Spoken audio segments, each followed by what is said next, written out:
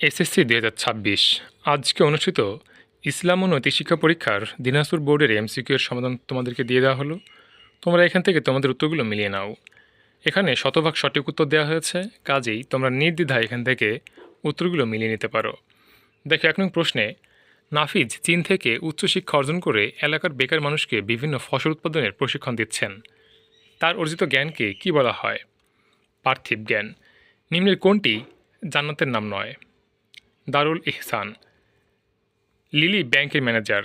তিনি অতিরিক্ত টাকার বিনিময়ে কৃষি ঋণ অনুমোদন দেন। লিলির কাজটি ইসলামী শরীয়তে কিসের অন্তর্ভুক্ত? উত্তর হারাম। মালার কাজটি ইসলামে কী হিসেবে গণ্য হবে? এখানে একটি উদ্দীপক ছিল, আমি উদ্দীপকটি তোমাদেরকে দেখাইনি, শুধু উত্তর দেওয়া হয়েছে, আশা করি তোমরা বুঝবে। নিচের কোনটি ঈমানের শর্ত নয়? হোলি পরবর্তী সংযম। আখিরাতের প্রথম স্তর কোনটি? মৃত্যু। অবশ্যই কষ্টের সাথে স্বস্তি রয়েছে। আয়াতটি পবিত্র কোরআনের কোন সূরার অংশ? ইনশিরাহ। এই আয়াতটি আমাদের সকলের জন্য অত্যন্ত অনুপ্রেরণামূলক। শরিয়া শব্দটির আক্ষরিক অর্থ কী?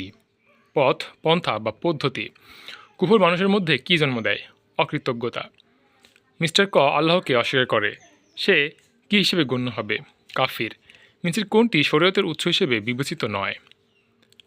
প্রশ্ন।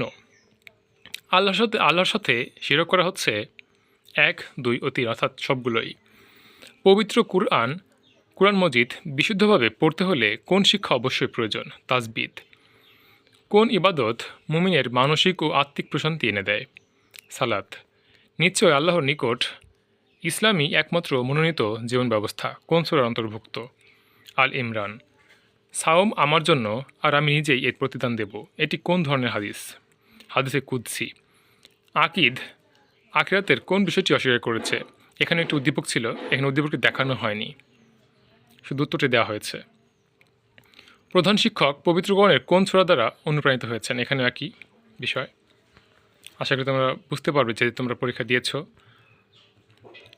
কোনটি মানুষের মাঝে সেতুবন্ধন তৈরি করে? জাকাত। সূরা আল মাউন থেকে আমরা লাভ করতে পারি ১ ও ৩, মুনাফিকরা নিঃসন্দেহে মিথ্যাবাদী। কার বাণী? পবিত্র কুরআনের। তাকওয়া অর্জিত হলে একজন মানুষ ১, ২ দিন সবগুলোই, অর্থাৎ এখানে যা বলা হয় সবগুলো সঠিক। উসওয়াতুল হাসানা বলতে কি বোঝায়? সুন্দর আদর্শ।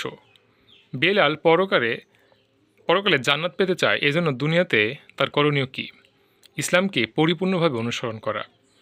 হজরত মুহাম্মদ সাল্লাল্লাহু আলাইহি সাল্লামের নেতৃত্বে মক্কা বিজয় হয়েছিল ১ ও ৩। সমাজে নারী ও শিশুর প্রতি সহিংসতা বন্ধের জন্য প্রয়োজন ১ ও ৩। এবং সর্বশেষ, মহানবী সাল্লাল্লাহু আলাইহি সাল্লামকে ভালোবেসে যারা মক্কা থেকে মদিনায় হিজরত করেন তাদেরকে বলা হয় মুহাজির। আশা করি তোমাদের ম্যাক্সিমাম প্রশ্নই সঠিক হয়েছে। তোমাদের জন্য অনেক বেশি শুভকামনা রইল। ধন্যবাদ।